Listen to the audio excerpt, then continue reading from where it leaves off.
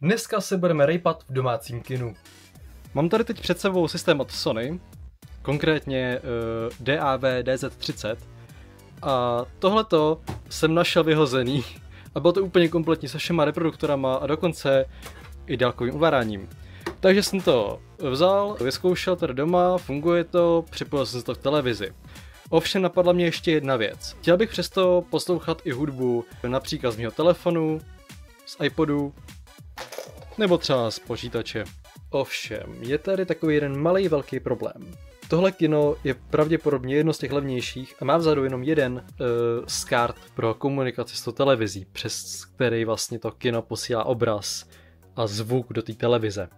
A žádný jiný port pro vstup pro audio, žádný change porty pro levý a pravý kanál, žádný aux vstup, nic takového. Což mi trošku komplikuje moje plány.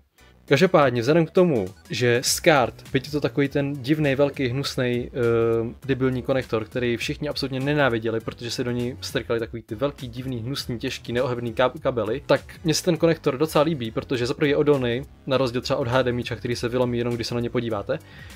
A za druhý, ten konektor by teoreticky měl umět i posílat audio do toho domácího kina, protože když se zapne televize a zapne se domácí kino na tenhle ten režim, konkrétně TV, tak by televize měla posílat audio přes ten SCART kabel do toho kina, aby kino potom mohlo hrát vlastně de facto to co se vysílá v té televizi. To je všechno. Takže co já chci udělat? Chci nadrátovat k tomu SCART portu 3,5 mm jack. Dost keců, a já si myslím, že si to můžeme jít zkusit v praxi a zjistit, jestli to bude fungovat nebo ne.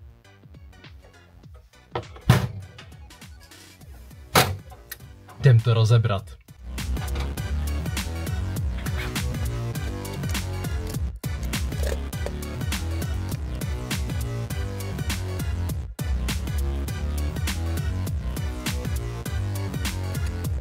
Šroubky jsou venku, teďka se jenom sundáme ten kryt. Paráda, kryty dole. A tady už vlastně můžeme vidět naše kino zevnitř. Tady je mechanika pro DVDčko, tady je nějaká deska právě s těmi porty a tady je základní deska společně se zdrojem. Tady vepředu je ten ovládací panel a za tím kovovým krytem je i display. Jak můžeme vidět, tak tady vzadu se opravdu nenachází nic jiného než SCART a konektory pro výstup pro jednotlivé reproduktory, kabel napájecí a potom ještě připojení pro AM anténu a případně koaxiál, který slouží pro připojení té FM antény.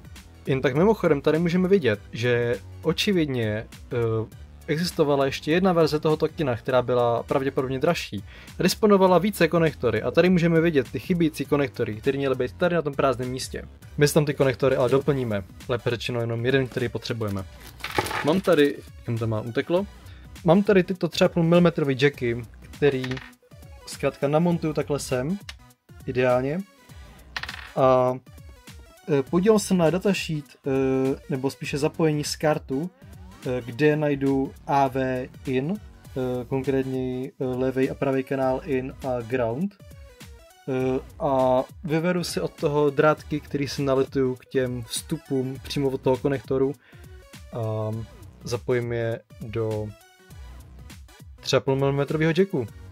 Takže uvidíme, jak se mi to povede nebo nepovede. Podle Google potřebujeme tyhle tři piny vlastně nahoře. Úplně vpravo se nachází pravý kanál, ve prostředku je ZM a vlevo se nachází levý kanál. Takže normálně vizuálně si zjistím, že tyhle tři piny jsou zapojený na desce takhle tady, tyhle tři. Na ně tak si naletuju nějaký tenký dráteček, tady už jsem si nějaký vykrát z nějakého kabelového svazku, který jsem tady měl hozený v zásobách. Takže tyhle tři drátky naletuju na ty piny a poté je naletuju příslušně sakra, všechno padá. Drátky na SCARTu jsou předělaný, na mínus jsem musel dát takovou zatovací bužírku, protože jsem tam maličko odholil teplem ta izolace. Každopádně výsledek vypadá nějak takhle, tady jsem to ještě provlíknul nějakou dírkou, co tam byla pro konektor, který tam není. a vypadá to takhle. Takže já tam teďka jdu zabudovat tohle zpátky.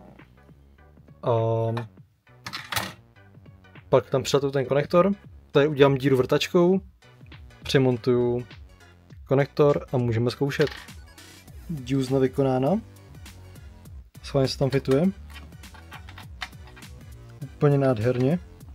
Jdu tam naletovat ty drátky, přimontovat tam konektor a zakrytovat to. Takže výsledek vypadá takhle.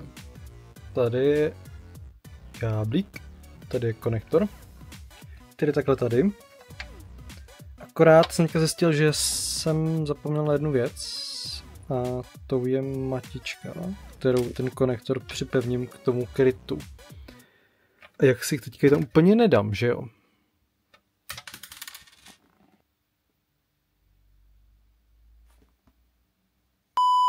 Zaletováno podruhý, zamontováno, kabel tam připojit jde, skra.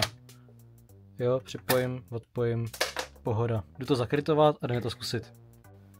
A za mě paráda, vypadá to docela dobře. Systém je zpátky na svém místě a já jsem nazadu zpátky zapojil SCART plus AUX kabel, který jsem si hodil sem do tabletu.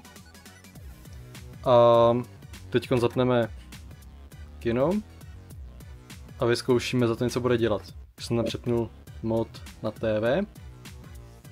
Zapnu video. A jen to slyším.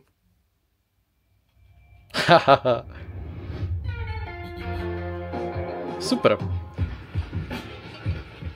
Paráda. Hraju všechny 4 bedny. No skvělý. No, takže projekt se podařil. Právě jdu ještě zkusit, jestli furt funguje CDčko. DVDčko. No paráda. Zvuk taky funguje. Takže DVDčko furt funguje. Normálně to můžu přehrávat a po přepnutí na TV tak bude fungovat i tohleto. Tak já teda nevím, jestli když přepnu na TV a budu přehrávat z televize audio a měl bych tam omylem připojený třeba i ten iPod, i si ho nezničím. To nevím a ošetřený to není. Není žádný relay nebo něco takového, co by to jakoby odsepnulo nebo odpojilo. Takže na to ještě tak bacha, ale třeba tam asi není problém, že to je fakt prostě jenom jako nízký napětí. A do toho upřímně nevidím a nijak jsem to jako nezjišťoval, ale mně se to určitě nestane, že bych tam měl zapojený jak něco, tak i tu televizi. Takže tak. Doufám, že se vám video líbilo a snad to někomu pomohlo a zase příště. Ahoj.